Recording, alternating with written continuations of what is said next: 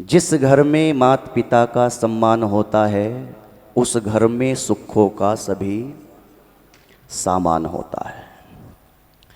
लेकिन स्थिति ये होती है मेरी माताओं, जब एक पिता बचपन में अपने बच्चे का हाथ पकड़ के किसी मेले में लेके जाता है ना, तो वो बच्चा अभी कोरा कागज़ है, उसको किसी चीज़ की कोई जानकारी नहीं है। पिता भी बहुत पढ़ा लिखा नहीं है, गरीब है, अशिक्षित है। लेकिन जब वो बच्चा पूछता है ना, पिताजी ये क्या है, पिताजी वो क्या है, ये सूरज कैसे निकलता है, ये चंद्रमा कैसे निकलता है, जुगनू कैसे टिमटिमाते हैं, पक्षी कैसे उड़ते हैं, तो वो पिता विद्वान नहीं है, ज़्यादा पढ़ा लिखा नहीं है, फिर भी अपने बेटे के प्रश्नों का उत्तर बाखूबी देता है। लेकिन कमाल की बात तो तब हो जाया करती है जब ये ही बच्चा थोड़ा सा बड़ा हो जाता है, कुछ पढ़ लिख जाता है, तो पिता को क्या कहता है, पिताजी आपको समाज की ज़्यादा समझ, अरे बोलो नहीं। एक बच्चा जब अपने पिता को कनाडा में लेकर के गया, बहुत मल्टीनेशनल कंपनी में काम करता है, सोचा पिताजी को भी कनाडा घुमा दूं, तो कनाडा में खड़ा होकर कहता है, देखो पिताजी आज आप कनाडा में हैं।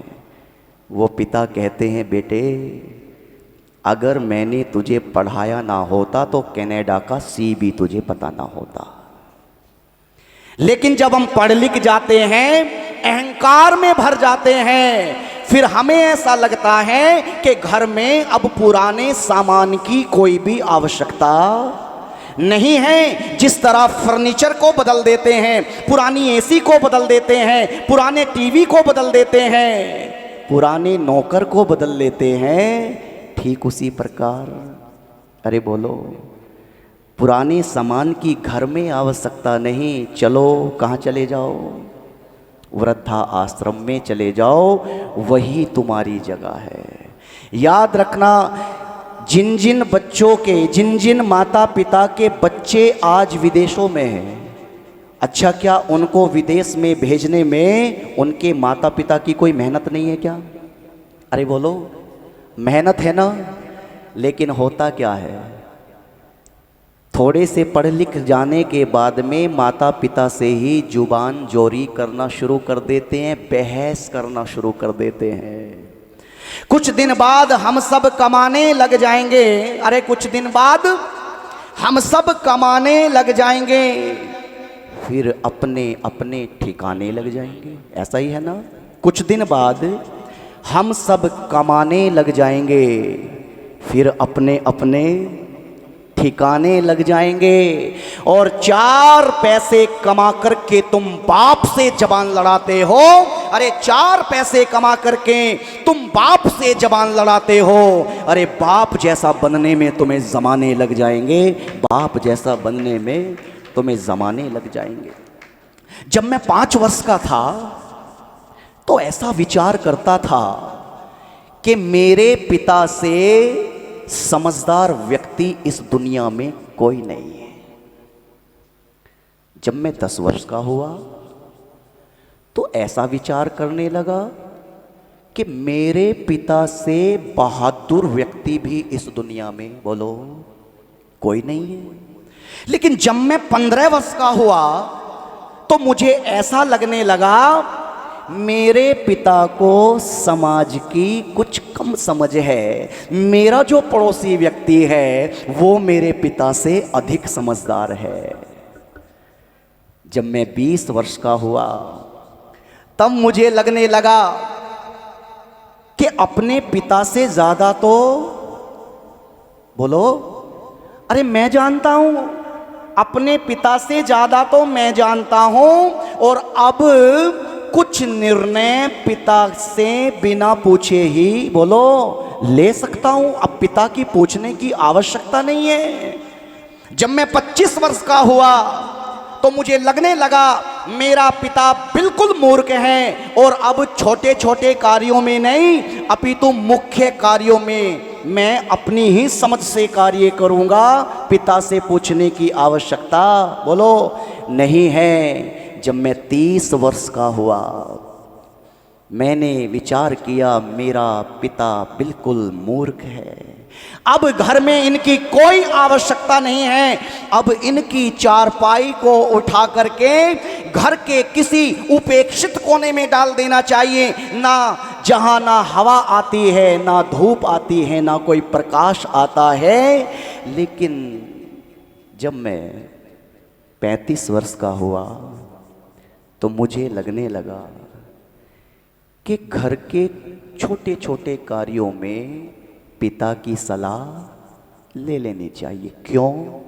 क्योंकि मुझे देख करके मेरे पिता को भी थोड़ी थोड़ी सी अकल आने लगी है। ऐसा विचार करते करते मैं 40 वर्ष का हो गया, और जब मैं 40 वर्ष का हुआ तो मैंने विचार किया घर के छोटे छोटे कार्यों में ही नहीं अपितु मुख्य कार्यों में भी पिता की सलाह ले लेनी चाहिए।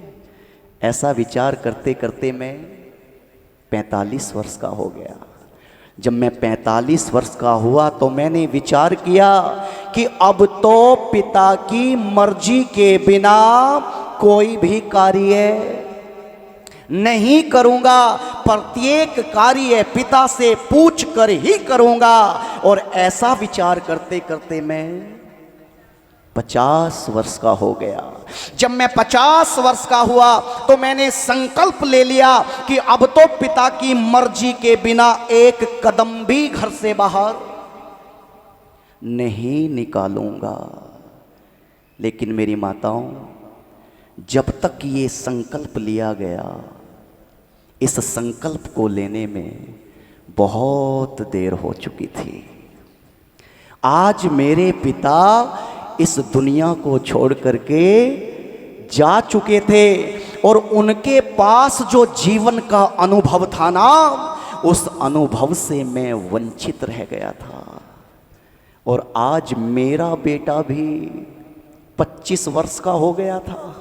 आज मेरा बेटा भी 25 वर्ष का हो गया था, और 25 वर्ष की उम्र में मेरे विचार जो मेरे पिता के प्रति थे, वही विचार मेरे बेटे के मेरे प्रति हो चुके थे। जो दोगे वही, जल्दी बोलो, मिलेगा।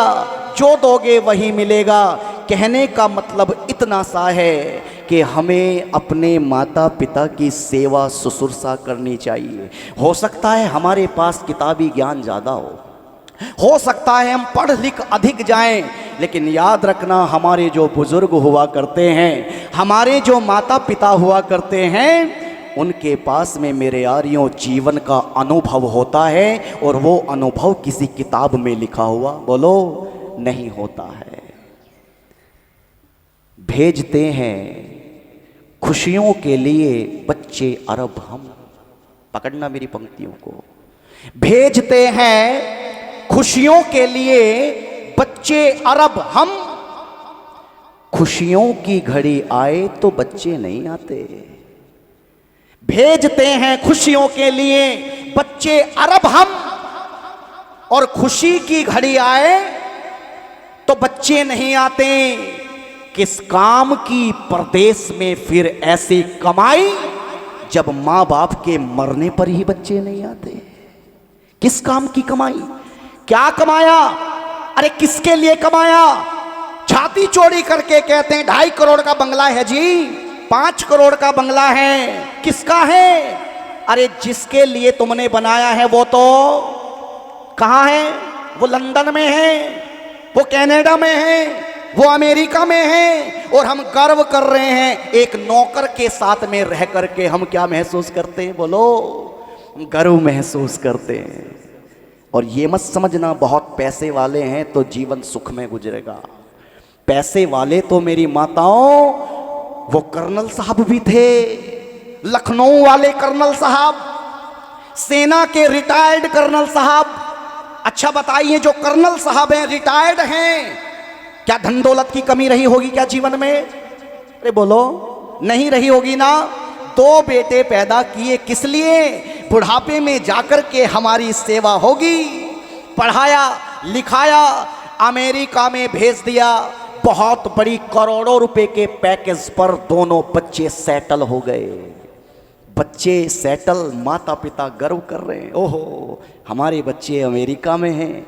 एक दिन क्या होता है, काल्पनिक घटना नहीं सुना रहा हूं, आज की सच्चाई आपके सामने रख रहा हूं। नहीं समझोगे आपकी मर्जी है, हम तो यहां से 5 दिन बाद चले जाएंगे मेरी माताओं। कर्नल साहब का एक बार फोन गया अपने बेटे के पास में, और कप कपाते हाथों से, कांपते हुए होठों से, आंखों में आंसू भर के कर्नल साहब एक बात बड़े बेटे से कहते हैं, ओ मेरे लाल, तुम तो अमेरिका में हो। अरे जिन्होंने ना सुख देखा है ना दुख देखा है, अरे जब तुम पेशाब कर देते थे तो खुद गीले में सो गई, लेकिन तुम्हें सूखे में सुलाया। आज वो जन्म जननी तुम्हारी माँ इस दुनिया को अलविदा कह गई है, छोड़ करके चली गई है। कर्नल साहब को लगा होगा कि जैसे ही मैं अपनी पत्नी यानी कि बच्चों की माँ के मरने की खबर सुनाऊंगा, मेरा बेटा दौड़ा दौड़ा चला आएगा। लेकिन ऐसा नहीं हुआ मेरी माताओं। क्या हुआ? उस बेटे ने कहा, पिताश्री मैं कुछ करता हूँ। क्या किया? उसने अपने छोटे भाई के पास में फ़ोन किया, वो भी अमेरिका में। छोटे भाई को फ़ोन किया और फ़ोन करके कहता है, भैया देख मेरी तो नई नई अभी जॉब लगी है, तो एक काम कर, माँ इस दुनिया को छोड़ करके चली गई है, तू एक काम करना, भारत चला जा मेरा भाई, और पिता को मेरा एक संदेश दे देना। एक संदेश। छोटा भाई आ जाता है मेरी माताओं, भीड़ ही भीड़ है लखनऊ की उस बॉस एरिया की कॉलोनी में। और जैसे ही वो छोटा भाई दहलीज पर आया तो पिता ने दौड़ करके अपने बेटे को सीने से लगा लिया। जब आंसुओं को पोंछा, आंसुओं को पोंछ करके वो पिता पूछता है, बेटे तेरा बड़ा भाई कहीं नजर नहीं आ रहा है, वो दूसरी फ्लाइट से आ रहा है क्या, वो कहाँ है? तब वो छोटा बेटा एक बात कहता है, पिताजी छोटे भाई ने, बड़े भाई ने आपके लिए एक संदेश भेजा है। क्या? बोले बड़े भाई ने कहा है पिताजी कि भैया अब की बार माँ मरी है तो तू चला जा, जब बाप मरेगा तो मैं चला जाऊंगा। याद रखना, ये काल्पनिक घटना नहीं। सुब्रत रॉय 25,000 करोड़ की संपत्ति को छोड़ करके गए, सहारा ग्रुप के चेयरमैन।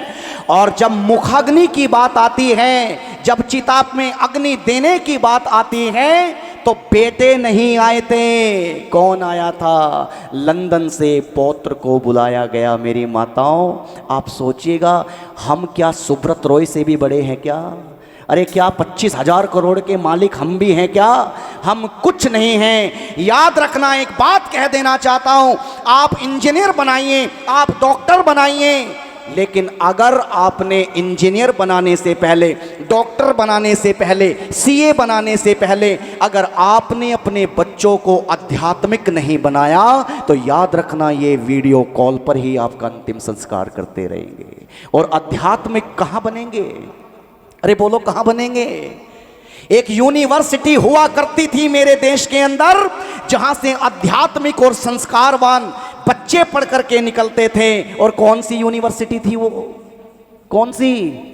अरे गुरुकुल हुआ करते थे, जहां से संस्कारवान बच्चे पढ़ करके निकलते थे। कुछ माता पिता अपने बच्चों के लिए मकान छोड़ जाते हैं। माता पिता की संपत्ति के ऊपर किसका अधिकार होता है? किसका अधिकार होता है? बच्चे चाहे नालायक हों चाहे सही हों, किसका होता है? बच्चों का होता है।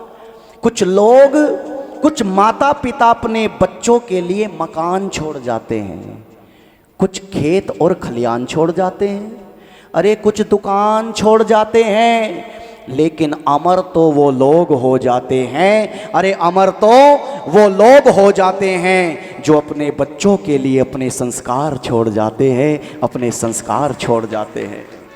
मत शिक्षा दो इन बच्चों को तुम चांद सितारे छूने की, मत शिक्षा दो इन बच्चों को तुम चांद सितारे छूने की।